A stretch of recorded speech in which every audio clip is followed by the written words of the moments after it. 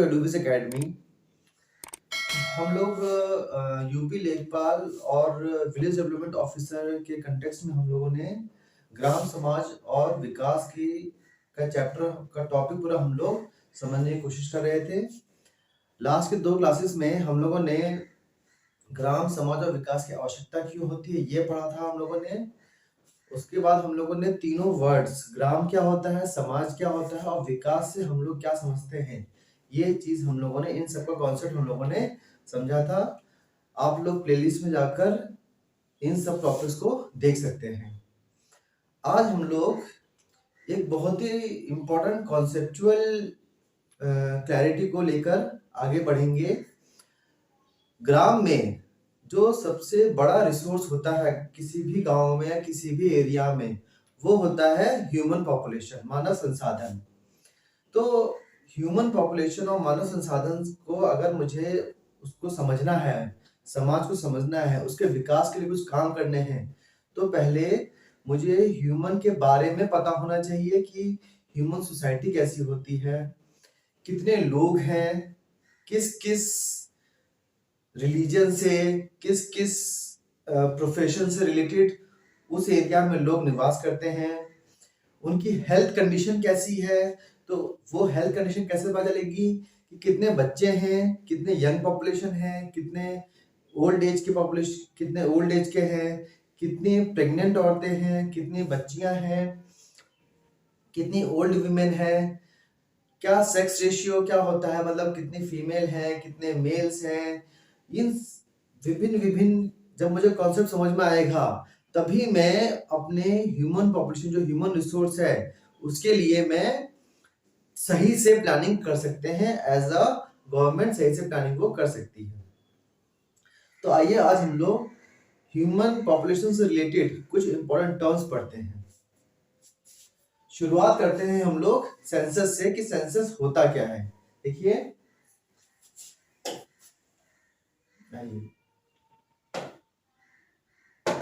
Census क्या होता है?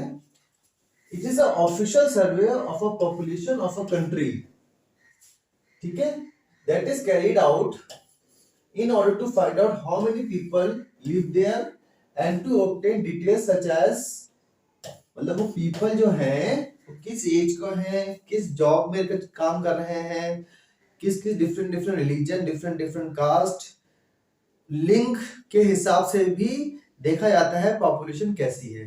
तो ये जो सर्वे होता है उसको हम लोग कहते हैं सेंसस कहते हैं, ठीक है। इंडिया के कंटेक्स्ट में हम लोग को सेंसस के बारे में उसका हिस्टोरिकल बैकग्राउंड समझने की कोशिश करते हैं। इंडिया में पहला फर्स्ट नोन सेंसस जो इंडिया में हुआ था वो हुआ था 1830 में। It was done by Henry Walter, ठीक है। ये इन्होंने किया कहां पे था? डाक जगह किया था, जो आजकल क्या है मॉडर्न ढाका है जो बांग्लादेश में है, वहां पर ये सेंसस किया गया था। इसीलिए हेनरी वॉल्टर को क्या बोला जाता है? फादर ऑफ इंडियन सेंसस बोला जाता है। ध्यान करेंगे ये ऑल ओवर इंडिया नहीं हुआ था, एक पर्टिकुलर जगह पे हुआ था। हेनरी वॉल्टर ने 1830 में किया था। सेकेंड सेंसस कब हुआ है हम लोगों का? 1836-37 में हुआ है। किसने ओवरसी किया है? फोर्ट सेंट जॉर्ज ने इसको ओवरसी किया था, ठीक है। पहला ऑल ओवर इंडिया जो सेंसस हुआ था, ध्यान करेंगे जो 1830 में हुआ, 1836-37 में हुआ था, वो एक पर्टिकुलर लोकेशन में हुआ था, ऑल ओवर इंडिया में नहीं हुआ था। तो जो first all over India census हुआ था वो हुआ था ईयर 1872 में। लॉर्ड मेयो जो गवर्नर जनरल थे, लॉर्ड मेयो, उनके गवर्नरशिप के अंडर 1872 में इंडिया का पहला सेंसस हुआ था, ठीक है। और इस सेंसस में जो सबसे बड़ा योगदान रहा था वो रहा था W हंटर का। तो ये अगर हम लोग हिस्टोरिकल बैकग्राउंड में भी जाएं तो ये सारे नाम बहुत इंपॉर्टेंट होते हैं। हेनरी वॉल्टर, ठीक है, Fort Saint George, Lord Mayo, W Hunter. 1872 में ऑल ओवर इंडिया का पहला सेंसस हुआ था, लेकिन 1881 के बाद जो सेंसस हुए वो सिंक्रोनाइज्ड वे में हर 10 साल में होना शुरू हो गए। तो अगर मैं बोलूं कि पहला सेंसस जो जिसके पास हर 10 साल में लगातार सेंसस होने लगे वो है मेरा 1881 में, ठीक है। तो first complete census was taken in 1881 under the lordship of Lord Ripon, और इसमें W.C. प्लॉडन ने बहुत बड़ा योगदान दिया था। He was the census commissioner of India at that time. तो ये सारे नाम ध्यान रखेंगे, क्वेश्चन पूछ सकते हैं इनसे रिलेटेड। देखिए जो आप लोगों के सामने अंडरलाइन वर्ड्स हैं, बहुत बड़ी बड़ी ये पर्सनालिटीज हैं, इनके नाम ऑब्जेक्टिव में यही ऐसे ही उठाकर पूछ दिए जाते हैं कि W.C. प्लॉडन कौन थे, या फिर पहला सेंसस किसके गवर्नरशिप के अंडर हुआ था, या फिर 1881 में जब सेंसस हुआ था उस समय भारत के गवर्नर जनरल कौन थे, वायसरॉय कौन थे। तो ये सारी चीजें अलग अलग रूप में पूछी जाती हैं ऑब्जेक्टिव में। आगे देखते हैं हम लोग। आजादी के बाद 1949 के बाद पोस्ट इंडिपेंडेंस जो सेंसस होने लगा वो कौन कंडक्ट करवा रहे हैं? Registrar general and census commissioner of India. और ये जो registrar general and census commissioner of India है works under ministry of home affairs government of India. गृह मंत्रालय के अंडर ये सेंसस काम करता है। उसके बाद जितने भी सेंसस हो रहे हैं 1951 से उनको जो लीगल स्टेटस कौन देता है? 1948 सेंसस ऑफ इंडिया एक्ट, ठीक है। लास्ट सेंसस कब हुआ है हमारा? 2011 में हुआ है। 2021 में सेंसस होना है, लेकिन कोविड के चलते काफी सारा सेंसस थोड़ा सा डिले हुआ है। तो अभी लास्ट सेंसस के जो डेटा है वो कौन से हमारे पास अवेलेबल है? 2011 का सेंसस डेटा अभी हमारे पास अवेलेबल है। 2021 के सेंसस डेटा अभी हम लोगों के पास आने अभी बाकी है। ये तो हो गई पूरी सेंसस के बारे में कि सेंसस क्या होता है। एक सर्वे होता है जिसमें पॉपुलेशन के बारे में देखा जाता है कि कितनी पॉपुलेशन रहती है और वो किस किस कामों में वो पॉपुलेशन में कौन कौन से काम करती है, जनसंख्या कौन सा काम करती है, कितने मेल हैं, कितने फीमेल हैं, कितने बच्चे हैं इत्यादि। और हम लोगों ने उससे रिलेटेड कुछ इंपॉर्टेंट पर्सनालिटीज देखी। अब हम लोग कुछ इंपॉर्टेंट टर्मिनोलॉजी देखते हैं। डेमोग्राफी क्या होता है? डेमोग्राफी या फिर जनसांख्यिकी, ये क्या होता है? जनसांख्यिकी या demography, it is the statistical study of population. जो मैंने सेंसस के अंदर डेमोग्राफी की स्टडी की जाती है। डेमोग्राफी अगर मैं सिंपल भाषा में बोलूं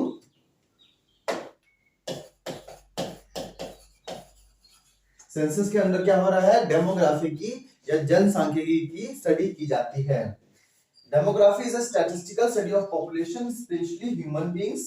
Demographic analysis can cover whole societies or group defined by criteria such as education, nationality, religion और ethnicity. सिंपल भाषा में बोलेंगे जनसांख्यिकी क्या होता है? पॉपुलेशन के बारे में कुछ ज्ञान लेना, ऐसी साइंस जो पॉपुलेशन के बारे में स्टडी करती हो उसे हम लोग डेमोग्राफी कहते हैं या फिर जनसांख्यिकी कहते हैं। एक बहुत ही इंपॉर्टेंट टर्म है क्रूड बर्थ रेट या अशोधित जन्म दर। ये क्या होता है? Crude birth rate, it is the annual number of, मतलब एनुअल मतलब एक साल में, annual number of live birth पर 1000 पॉपुलेशन। पर 1000 पॉपुलेशन में एक साल में कितने बच्चे सजीव जन्मे हैं, वो क्या हो गया मेरा? क्रूड बर्थ रेट या अशोधित जन्म दर हो गया है। यही क्वेश्चन, ऐसे ही क्वेश्चन हमारे ऑब्जेक्टिव में उठा के पूछ दिए जाते हैं कि क्रूड बर्थ रेट क्या होता है। उसमें हम लोगों को लाइव बर्थ देखने पड़ते हैं एक साल में गिवन पीरियड में, और आउट ऑफ कितनी पॉपुलेशन? 1000 पॉपुलेशन में कितने बच्चे सजीव जन्मे हैं। तो इसी तरीके से हम लोगों को कॉन्सेप्चुअल जो फैक्ट्स हैं उनको भी ध्यान में रखना है। यहां से भी ऑब्जेक्टिव क्वेश्चन उठ के आते हैं। नेक्स्ट क्या है मेरा? जनरल बर्थ रेट, सामान्य जन्म दर। ये क्या होता है देखते हैं हम लोग। Number of live birds in a particular area, एक जगह है उसमें कितने सजीव बच्चे पैदा हुए हैं, नंबर ऑफ लाइव बर्ड्स। और number of women in an area capable of bearing child, उस पर्टिकुलर एरिया में कितनी औरतें हैं जो बच्चे पैदा करने की कैपेबिलिटी रखती हैं, ये हम लोगों को देखना है। देखिए, number of live birds in a particular area upon number of women in an area capable of bearing child. तो ये चाइल्ड बेयरिंग जो एज होती है विमेन की, वो थ्रू आउट द ईयर नहीं, थ्रू आउट द लाइफ नहीं होती है। एक पर्टिकुलर उनके पास टाइम पीरियड होता है जहां पे प्रोबेबिलिटी या फिर संभावना ज्यादा होती है चाइल्ड बेयरिंग की। ठीक है, यहां से क्वेश्चन आया था एक बार लेखपाल में कि विमेन की child bearing age out of the child bearing age क्या होती है। तो मोटे मोटे रूप से क्या होती है, 15 ईयर्स से 49 ईयर्स तक। और सबसे ज्यादा most suitable child bearing age होती है वो 20 से 24 साल के बीच में most suitable child bearing age होती है। नेक्स्ट क्या देखते हैं हम लोग, क्रूड डेथ रेट, अशोधित मृत्यु दर। इसमें सेम जैसे हम लोगों ने बर्थ रेट में होता, बर्थ का पर 1000 पॉपुलेशन में देखा था, यहाँ पर क्रूड डेथ रेट में क्या होगा, number of deaths occurring during a year पर 1000 पॉपुलेशन। पर 1000 पॉपुलेशन में एक साल में कितने लोगों की मृत्यु हो गई, वो क्या हो गया, क्रूड डेथ रेट। नेक्स्ट क्या है, डिपेंडेंसी रेशियो। ठीक है, निर्भरता अनुपात। डिपेंडेंसी रेशियो क्या होता है, निर्भरता अनुपात। निर्भर मतलब क्या होता है, कौन डिपेंड है कौन निर्भर है, मतलब काम जो काम नहीं कर पा रहे हैं वो काम करने वालों पर निर्भर हो, तो उसको हम कहते हैं डिपेंडेंसी रेशियो। काम कौन नहीं कर पाएगा, बच्चे नहीं कर सकते और बूढ़े नहीं कर सकते, मतलब चाइल्ड नहीं कर पाएंगे, चिल्ड्रंस, और जो ओल्ड एज पॉपुलेशन वो नहीं कर सकती। काम कौन कर सकता है, यंग पॉपुलेशन काम कर सकती है। तो हमें यहाँ ये देखना है कि ऐसे कितने बच्चे हैं और कितने ओल्ड एज के पॉपुलेशन है जो काम करने वाले यंग पॉपुलेशन पर निर्भर करते हैं, वो आएगा मेरा डिपेंडेंसी रेशियो में। तो वो कैसे आएगा, population 0 to 14 years plus population 60 years and plus upon population 15 to 59 years। ठीक है, ये होगा मेरा डिपेंडेंसी रेशियो। मतलब क्या हुआ, बच्चे और बूढ़े कितने किन पे डिपेंड है, यंग पॉपुलेशन पे डिपेंड है। तो यहाँ पर ये जो साल का क्राइटेरिया बहुत इंपॉर्टेंट है। यही क्वेश्चन काफी बार यूपीएससी में, काफी बार यूपीपीएससी में, लेखपाल से रिलेटेड भी ऐसे क्वेश्चन जो बहुत बार पूछे जाते हैं कि हम लोग ओल्ड एज किसे मानते हैं। ओल्ड एज मानते हैं हम लोग 60 एंड अबव। यंग किसे मानते हैं, 15 to 59 ईयर्स। बच्चे किसे मानते हैं हम लोग, 0 to 14 ईयर्स। तो डिपेंडेंसी रेशियो बहुत इंपॉर्टेंट है।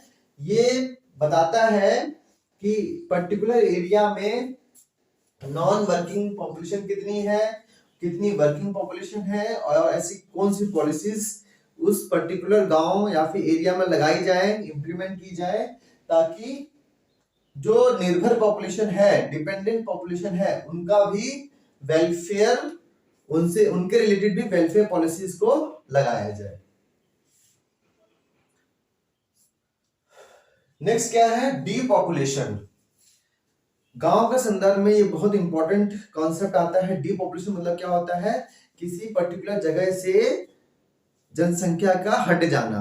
हम लोगों ने लास्ट क्लास में पढ़ा था कि गांव में सही से एम्प्लॉयमेंट अपॉर्चुनिटीज नहीं मिलती हैं, उसकी वजह से क्या होता है, यंग पॉपुलेशन गांव को छोड़कर शहरों की तरफ चली जाती है। ठीक है, तो काफी बार क्या होता है, शुरू में यंग पॉपुलेशन गई, धीरे धीरे क्या होता है, वो अपनी वाइफ को और बच्चों को भी लेके चली जाएंगे। अच्छी उनकी जॉब लग गई शहर में तो अपने माँ बाप को भी लेके चले जाते हैं। हाल ही में काफी सारी न्यूज भी ऐसे आई हैं कि काफी सारे गांव जो है, जैसे उत्तराखंड में न्यूज आई है कि वहां पे एक गांव है, वहां पूरा का पूरा खाली हो रहा है। ऐसा क्यों, क्योंकि सभी लोग एम्प्लॉयमेंट की जो को ढूंढने सभी शहर की तरफ चले जा रहे हैं और गांव पूरा खाली हो जाता है। तो उसे कह रहे हैं हम लोग डीपॉपुलेशन। नेक्स्ट क्या आता है मेरा, इन्फेंट मोर्टेलिटी रेट, या फिर शिशु मृत्यु दर, इन्फेंट मोर्टेलिटी रेट या फिर शिशु मृत्यु दर। ये क्या होता है? नंबर ऑफ डेथ्स पर 1000 live birth of children under 1 year of age. मतलब समझ लीजिए 1000 बच्चे पैदा हुए 1 साल के अंदर, उनमें से कितने बच्चों की मौत हो जा रही है, उसको मृत्यु हो जा रही है, उसको हम कहते हैं इन्फेंट मोर्टेलिटी रेट। यहाँ पे तीनों टर्म्स बहुत इंपॉर्टेंट है। नंबर ऑफ डेथ्स पर 1000 live birth of children under 1 year of age. जैसे 1000 बच्चे पैदा हुए, उनमें से 1 साल के अंदर कितने बच्चों की मृत्यु हो जाती है, उसे हम कहते हैं इन्फेंट मोर्टेलिटी रेट या फिर शिशु मृत्यु दर। ठीक, तीनों टर्म्स, तीनों यहाँ पे कॉन्सेप्ट इंपॉर्टेंट है। कितने मृत्यु हो रही है, 1000 बच्चे पैदा हो रहे हैं, 1000 बच्चों में कितने बच्चों की मौत हो जा रही है 1 साल के अंदर, उसे हम कह रहे हैं इन्फेंट मोर्टेलिटी रेट। नेक्स्ट है अंडर 5 मोर्टेलिटी रेट, मतलब 5 साल से नीचे बच्चों की जो मृत्यु दर है उसके बारे में ये बताता है। मतलब क्या हुआ कि समझ लीजिए सेम कॉन्सेप्ट, 1000 बच्चे पैदा हुए, उनमें से 5 साल पहुंचने से पहले कितने बच्चों की मौत हो जा रही है, उससे हम लोग कह रहे हैं under 5 mortality rate. Infant mortality rate में क्या हो रहा है, 1000 बच्चे पैदा हो रहे हैं, 1 साल से पहले कितने बच्चों की मौत हो जा रही है। अंडर 5 मोर्टेलिटी रेट में क्या हो रहा है, 1000 बच्चे पैदा हो रहे हैं, उनमें से 5 साल के अंदर कितने बच्चों की मौत हो जा रही है, वो हो जाता है मेरा अंडर 5 मोर्टेलिटी रेट। नेक्स्ट और क्या है मेरा, बहुत इंपॉर्टेंट है, neonatal mortality rate. Neonatal mortality rate, इसको हम लोग कहते हैं नवजात मृत्यु दर। नियोनेटल मतलब क्या होता है, नवजात मृत्यु दर। इसको हम लोग देखते हैं, फिर हम लोग समझते हैं IMR infant mortality rate, under 5 mortality rate और नियोनेटल मोर्टेलिटी रेट में क्या फर्क आ रहा है। देखिए IMR में क्या था, 1000 बच्चे पैदा हो जा रहे हैं, उनमें से 1 साल के अंदर कितने बच्चे मर जा रहे हैं, वो है मेरा infant mortality rate. Under 5 mortality rate क्या होता है, 1000 बच्चे पैदा हो रहे हैं, उनमें से 5 साल के अंदर कितने बच्चों की मौत हो जा रही है, वो है under 5 mortality rate. Neonatal mortality rate मतलब क्या हो रहा है, 1000 बच्चे पैदा हो रहे हैं, उनमें से 28 दिन के अंदर कितने बच्चों की मृत्यु हो जा रही है, वो होता है नियोनेटल मोर्टेलिटी रेट। आप लोगों को जैसे एक जनरल नॉलेज भी आप सभी ने देखे होंगे, बच्चे जब पैदा हो रहे हैं तो सबसे ज्यादा उनको जो केयर होती है, सबसे ज्यादा वनरेबल होते हैं बच्चे, वो पहले 1 महीने के अंदर होते हैं। इसीलिए कहते हैं सर्दियां चल रही हैं अभी, कि जो भी बच्चे सर्दियों में पैदा होते हैं उनके लिए विंटर बहुत ज्यादा क्रिटिकल होता है, समर्स में भी क्रिटिकल वो चीजें बढ़ जाती हैं। इन जनरल क्या है, कोई भी बच्चा पैदा हो रहा है उसके लिए पहला महीना बहुत क्रिटिकल होता है। तो वही चीज मेरा यहाँ पे नियोनेटल मोर्टेलिटी रेट दर्शा रहा है कि इन अ गिवन ईयर, एक साल में या फिर एक पीरियड में, ठीक है, ज्यादा 1 साल बढ़ जाता है, 1 साल में जो 1000 बच्चे पैदा हो रहे हैं, उनमें से 28 दिन होने से पहले, 28 दिन के अंदर कितने बच्चों की मृत्यु हो जा रही है, वो है नियोनेटल मोर्टेलिटी रेट।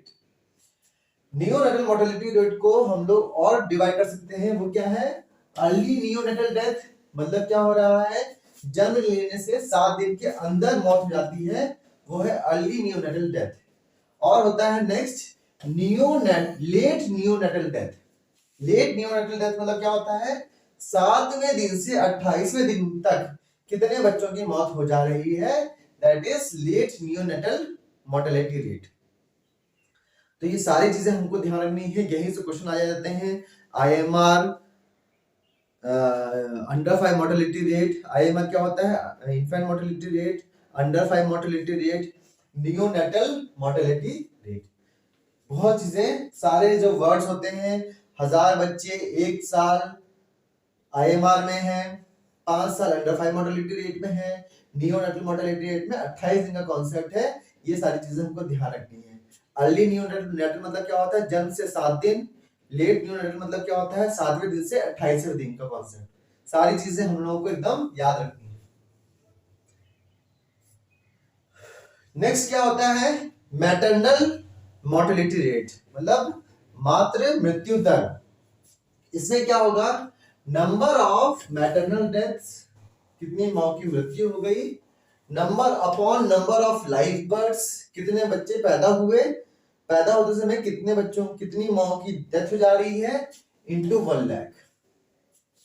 इस तरीके से हम लोग कैलकुलेट करते हैं MMR, इसको हम कहते हैं MMR, मैटरनल मोर्टेलिटी रेट। फिर से देखेंगे, नंबर ऑफ लाइव बर्ड्स, कितने बच्चे सजीव जन्मे, उस समय कितने माँ की डेथ हो गई, इंटू 1 लाख। ठीक है। MMR जो चीज, MMR का कॉन्सेप्ट है, ये डेवलपमेंट या फिर हमने जो देख रहे हैं ग्राम समाज और विकास के कंटेक्स्ट में, विकास अगर देखना है तो MMR ज्यादा है, तो इसका मतलब क्या होता है कि माओ की मृत्यु ज्यादा हो रही है, इसका मतलब विकास हमारा जो है ग्रोथ हो रही है, डेवलपमेंट नहीं हो रहा है। लास्ट क्लास में देखिएगा, ठीक है, ग्रोथ हो रही है, प्रॉपरली डेवलपमेंट नहीं हो रहा है, विकास में कहीं ना कहीं कमी आ रही है हमारी। अगर मेरा MMR कम हो रहा है मतलब क्या हो रहा है, मेरा विकास जो है वो सस्टेनेबल हो रहा है, सतत विकास हो रहा है। इसीलिए IMR, नियोनेटल डेथ, MMR, ये सारे कॉन्सेप्ट हम लोगों को पता होने चाहिए ताकि हम विकास को सही से समझ सकें, ग्राम में विकास हो रहा है या नहीं हो रहा है। ये हम तभी समझ सकते हैं जब हमारे पास पॉपुलेशन से संबंधित ये सारे कॉन्सेप्ट हमारे पास हो। ठीक है, बहुत इंपॉर्टेंट कॉन्सेप्ट हम पढ़ने जा रहे हैं अब, वो है मेरा फेकुंडिटी। ठीक है, हम लोगों ने अक्सर फर्टिलिटी का नाम सुना होगा, लेकिन फेकुंडिटी का नाम ये बहुत इंपॉर्टेंट है। इसको हम देखते हैं फेकुंडिटी होता क्या है। It is the physiological maximum potential reproductive output of an individual, mainly वो फीमेल ही होगी, ओवर इट्स लाइफ टाइम। मतलब किसी फीमेल में अधिकतम क्षमता क्या है प्रजनन करने की। ठीक है, फेकुंडिटी को हम लोग क्या बोलते हैं, संतान उत्पादकता। फेकुंडिटी को हम लोग क्या कहते हैं, संतान उत्पादकता।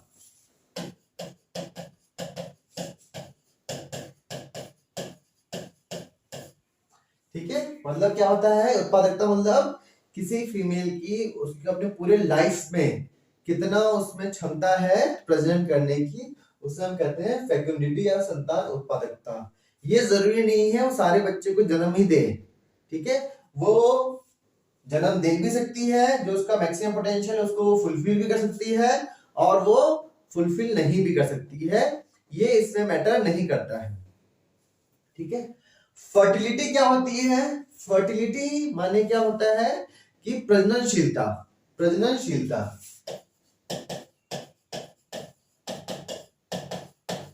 प्रजननशीलता मतलब क्या होता है, एक पर्टिकुलर टाइम में कोई फीमेल कितने बच्चे पैदा कर रही है, ठीक है, उसे हम कहते हैं फर्टिलिटी। अगर देखिए कोई फर्टिलिटी नहीं हो रही है तो उसे हम बोलेंगे इनफर्टाइल बोलेंगे। ठीक है, लेकिन lack of fecundity would be called sterile. ठीक है, जैसे बहुत ही एक बहुत ही गलत टर्म है, लेकिन यहाँ पे हम बोलेंगे तो इसे समझ में आ जाएगी। जैसे समझ लीजिए आजकल IVF, गलत टर्म क्या होता है सामाजिक टर्म्स में, मेरे हिसाब से वर्ड बिल्कुल गलत है। जैसे वो वर्ड होता है बांझ कहते हैं, विद इन इन्वर्टेड कॉमास में बोल रहा हूं मैं। बांझ मतलब क्या होता है, कोई औरत किसी को जन्म देने के लिए लायक है ही नहीं, उस औरत को बांझ बोला जाता है। तो ये मेरे हिसाब से सोशली बहुत गलत टर्म है, लेकिन this will help putting my point across. ठीक है, तो उसको तो बोला बांझ, लेकिन काफी सारे आजकल देखा होगा आप लोगों ने IVF क्लिनिक भी, इन विट्रो फर्टिलाइजेशन क्लिनिक भी खुल गए हैं। जैसे कभी ना कभी औरतों को प्रॉब्लम आ जाती है रिप्रोडक्शन में, मतलब क्या होता है कभी कभी उनके ओवेरीज में दिक्कत है, कभी फेलोपियन ट्यूब में प्रॉब्लम आ रही है, कभी स्पर्म्स में कोई दिक्कत आ गई है, तो इन सब के प्रॉब्लम की वजह से रिप्रोडक्शन में प्रॉब्लम आ जाती है। तो वो क्या हो रहा है, लैक ऑफ फर्टिलिटी, हाँ, उससे क्या हो रहा है, इनफर्टिलिटी हो रही है। अगर लेकिन अगर वो लैक ऑफ फर्टिलिटी का इलाज है, मतलब उसमें अगर मैंने इन विट्रो फर्टिलाइजेशन करवाया और अलग अलग मीन्स करवाए तो रिप्रोडक्शन हो सकता है। लेकिन अगर फेकुंडिटी ही नहीं है, मतलब वो उत्पादक क्षमता ही नहीं है, तो वो क्या हो जाएगा, वो मेल या फीमेल, मेनली फीमेल क्या हो जाती है, स्टेराइल हो जाती है। ये कॉन्सेप्ट बहुत इंपॉर्टेंट होता है फेकुंडिटी और फर्टिलिटी में, संतान उत्पादकता और प्रजननशीलता में बहुत बड़ा ये फर्क है। नेक्स्ट क्या होता है, टोटल फर्टिलिटी रेट, टीएफआर, बहुत इंपॉर्टेंट टर्म है ये। ये दिखाता है कि टीएफआर से हम समझ सकते हैं, हम देखेंगे आगे कि मेरी पॉपुलेशन बढ़ रही है या स्टेबल है या घट रही है, बहुत इंपॉर्टेंट है, देखिए समझने की कोशिश करेंगे। टीएफआर क्या होती है, total fertility rate of a population is the average number of children that would be born to a woman over her lifetime। एक कोई वुमेन है, औरत है, वो अपने पूरे जीवन काल में, जब तक वो बच्चा देने की क्षमता में है, उस पूरे जीवन काल में औसत कितने बच्चे वो जन्म देती है, उसे हम कहते हैं total fertility rate. TFI is very important. अब हम देखते हैं जो latest national family health survey की जो रिपोर्ट आई है, नेशनल, बहुत इंपॉर्टेंट ये ऑर्गेनाइजेशन है, नेशनल फैमिली हेल्थ सर्वे। उसने क्या बोला है कि इंडिया का जो टीएफआर है वो जो 2015 में 2.2 था, वो अब घट के क्या हो गया है, 2.0 हो गया है। ठीक है, बहुत इंपॉर्टेंट हुआ है ये। अब हमारा टीएफआर 2.2 से घट के 2 की तरफ आ गया है।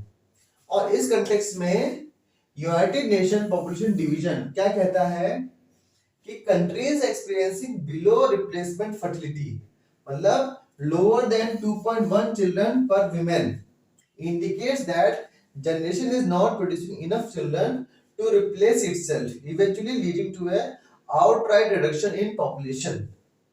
मतलब क्या है कि अगर यूनाइटेड नेशन पॉपुलेशन डिवीजन क्या कहता है कि अगर टीएफआर, टोटल फर्टिलिटी रेट 2.1 से नीचे जा रहा है, तो मतलब क्या हो रहा है कि वो पॉपुलेशन इनफ बच्चे पैदा नहीं कर पा रही है टू रिप्लेस इटसेल्फ। इसका मतलब क्या है, डाउन द लाइन जाकर पॉपुलेशन मेरी घटती चली जाएगी, मृत्यु ज्यादा हो रही है और नए बच्चे कम हो रहे हैं। तो उसको हम कह रहे हैं टोटल फर्टिलिटी रेट हमारा अगर 2.1 से कम है तो मतलब हमारी पॉपुलेशन डिक्लाइन कर रही है। और यहाँ पे हम लोगों ने क्या देखा है, नेशनल फैमिली हेल्थ सर्वे क्या कह रहा है कि हमारा टीएफआर क्या पहुंच गया है, 2.0 पहुंच गया है। किससे कम हो गया है, 2.1 से कम हो गया है। ये इंडिकेट कर रहा है कि अब हमारी पॉपुलेशन स्टेबलाइजेशन की तरफ धीरे धीरे अग्रसर है। नेशनल फैमिली हेल्थ सर्वे 2019-2021 क्या कहता है कि जो हमारा फर्टिलिटी रेट है वो 1.6% है अर्बन एरियाज में और 2.1 है रूरल एरियाज में। इसका मतलब क्या होता है, रूरल एरिया में टीएफआर है वो रिप्लेसमेंट रेट पर पहुंच गया है, मतलब जितने मृत्यु होगी उतने ही पैदा हो रहे हैं। अर्बन एरियाज में टीएफआर, टोटल फर्टिलिटी रेट, काफी कम हो गया है, 2.1 का जो बैंड है उससे काफी नीचे चला गया है, 1.6% हो गया है। मतलब डाउन द लाइन जाकर अर्बन एरियाज में रैपिड पॉपुलेशन डिक्लाइन करेगा अगर हम लोग माइग्रेशन को लेके नहीं चले। मतलब अगर सिर्फ शहर के लोग रहें और शहर में कोई और ऐड नहीं हो रहा है तो डाउन द लाइन जाकर शहर की पॉपुलेशन बहुत तेजी से डिक्लाइन कर सकती है।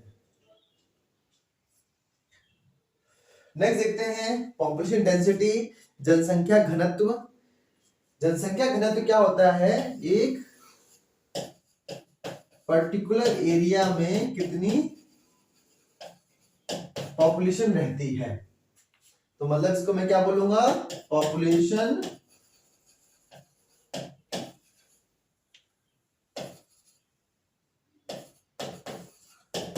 ऑफ रीजन और एरिया ऑफ दैट रीजन। ठीक है, मतलब कोई क्षेत्र में कितनी पॉपुलेशन है डिवाइडेड बाय उस क्षेत्र की क्या एरिया है। तो अगर मैं ये देखूंगा तो मुझे समझ में आ जाएगा उस एरिया की डेंसिटी क्या है। मतलब ये क्या दिखा रहा है, मैन टू लैंड रेशियो दिखा रहा है, मैन टू लैंड रेशियो, इससे अनुपात दिखता है। इससे हमें क्या समझ में आएगा कि उस पर्टिकुलर क्षेत्र में पॉपुलेशन का प्रेशर कितना है, रिसोर्सेज वो कितना यूज कर रही है और कितने एक्स्ट्रा रिसोर्सेज की जरूरत है, तो वो उसका अंदाजा लग जाएगा। पॉलिसीज को फ्रेम करने में पॉपुलेशन डेंसिटी का बहुत बड़ा योगदान होता है। यहाँ पर आप लोगों के सामने जो चार्ट लगा है वो ये दिखा रहा है कि किस तरीके से इंडिया में पॉपुलेशन डेंसिटी लगातार बढ़ती चली जा रही है। देखेंगे हम लोग, अगर मैं सेंसस 1901 का देखूं तो उसमें डेंसिटी क्या थी इंडिया की, 77 थी। वो 1911 में 82 हो गई है, 21 में 81 हो गई है, 31 में 90 हो गई है, 41 में देखिए 103 हो गई है, 1951 में 117 हो गई है। आगे चलते यही चलते ले जाएंगे हम लोग। 1991 में 267 हो गई है, 2001 में 325 थी, 2011 में हमारी पॉपुलेशन डेंसिटी इंडिया की अगर मैं देखूं वो है 382। तो मतलब क्या है, हमारी पॉपुलेशन डेंसिटी अगर मैं इंडिया की एज अ होल देखूं तो 382 दिख रही है हम लोगों को। अगर मैं स्टेट वाइज आके देखूं तो सबसे ज्यादा ऐसे स्टेट जहां पे पॉपुलेशन डेंसिटी बहुत ज्यादा अधिक है, नंबर 1 पे है मेरा बिहार, उसकी डेंसिटी कितनी है 1106। उसके सेकंड नंबर पर आता है वेस्ट बंगाल 1028। मतलब डेंसिटी मतलब क्या होता है, एक स्क्वायर किलोमीटर में कितनी पॉपुलेशन है, एक स्क्वायर किलोमीटर में यहाँ पर 1106 पॉपुलेशन रहती है, व्यक्ति रहते हैं। वेस्ट बंगाल में क्या है 1028 है, केरला में क्या है 860 और यूपी में 829 पर्सन रहते हैं पर स्क्वायर किलोमीटर। ये टॉप 5 स्टेट्स के बारे में हम लोगों ने देखा। अगर हमें और इंफॉर्मेशन चाहिए तो लिंक आपका मैं अटैच कर दूंगा नीचे डिस्क्रिप्शन बॉक्स में। उस लिंक के थ्रू हम सेंसस के बारे में सारे डेटा हम लोग और देख सकते हैं। सबसे ज्यादा डेंसिटी क्या देख रहे हैं हम लोग, यूनियन टेरिटरी दिल्ली में देख रहे हैं। वहां पर स्क्वायर किलोमीटर में 11,320 लोग रहते हैं, बहुत हाई डेंसिटी है। अंडमान निकोबार में 46% पर स्क्वायर किलोमीटर रहते हैं। सबसे कम देखा जाए तो वो रह रहे हैं मेरे अरुणाचल प्रदेश में, उसके डिस्ट्रिक्ट दिबांग में सिर्फ 1 स्क्वायर किलोमीटर में 1% रह रहा है। कितनी कम डेंसिटी यहाँ पे देखने को मिल रही है। इससे हम लोगों को दिख रहा है कि इंडिया में डाइवर्सिटी कितनी है, विभिन्नता कितनी है in terms of population distribution. ठीक है, नेक्स्ट है मेरी लिटरेसी। लिटरेसी मतलब क्या होता है, साक्षरता। National literacy mission, national literacy mission literacy को कैसे डिफाइन करता है वो हम देखते हैं।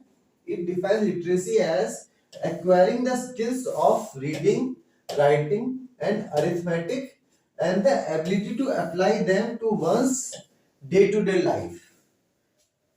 नेशनल लिटरेसी मिशन साक्षरता या लिटरेसी को कैसे परिभाषित कर रहा है, डिफाइन कर रहा है कि वो ये कह रहा है कि लिटरेसी ऐसी स्किल है जिनके थ्रू आदमी पढ़ सकता है, लिख सकता है और कुछ हिसाब किताब घटा मतलब कि वो ऐड सब्ट्रैक्शन कर सकता है, अरिथमेटिक स्किल्स हो सकती हैं और वो अपनी रोजमर्रा की जिंदगी में उनको अप्लाई कर दे, तो वो सब क्या होगा मेरा लिटरेसी के अंडर आएगा। अब लिटरेसी से रिलेटेड दो बहुत इंपॉर्टेंट टर्म है, थोड़ा सा माइन्यूट डिफरेंसेस को हम समझने की कोशिश करेंगे। एक है मेरा क्रूड लिटरेसी रेट। ठीक है, क्रूड लिटरेसी रेट क्या होता है, देखेंगे यहाँ पे हम लोग total number of literate person upon total population into 100।